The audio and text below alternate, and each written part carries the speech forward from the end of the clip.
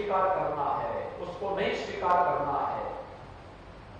इसके लिए विरासत का सम्मान करना होगा, अपने अपने क्षेत्र में अपने कर्तव्यों का पालन करना होगा। यही है नए भारत की नई तस्वीर।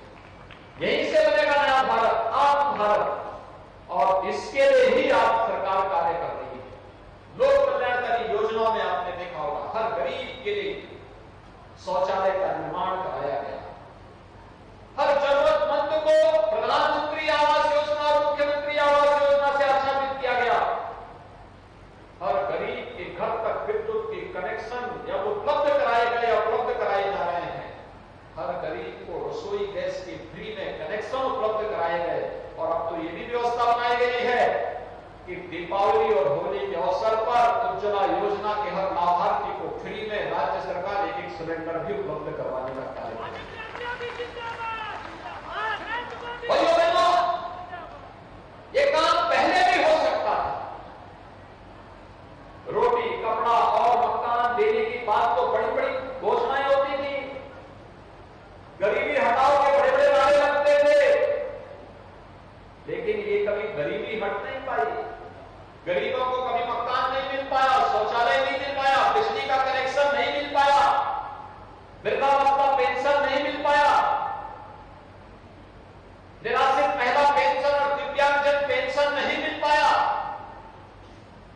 नौजवान के लिए रोजगार के और महिलाओं के स्वरोजगार के लिए कोई कार्यक्रम नहीं हो पाए।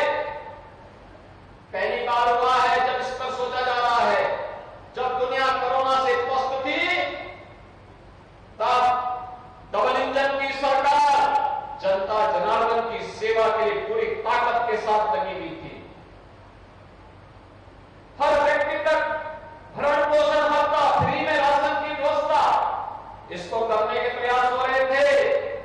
लेकिन राष्ट्रीय शिक्षा नीति भी लागू हो रही थी। और भाइयों बहनों, महाराज सुहेलदेव के नाम पर 1000 वर्ष तक जिन्होंने महाराज सुहेलदेव को विस्मृत कर दिया था, ये डबल इंजन की भारतीय जनता पार्टी की सरकार है, जिन्होंने महाराज सुहेलदेव के नाम पर दुनिया के अंदर पहला विश्वविद्यालय आजमगढ़ और मऊ के बॉर्डर पर बनाने का काम कर रही है। नए कॉलेज उसी से संपन्न हो रहे हैं। वहां पर नियुक्तियां प्रारंभ हो चुकी हैं। वहां पर नया पाठ्यक्रम प्रारंभ होने जा रहा है। परीक्षाएं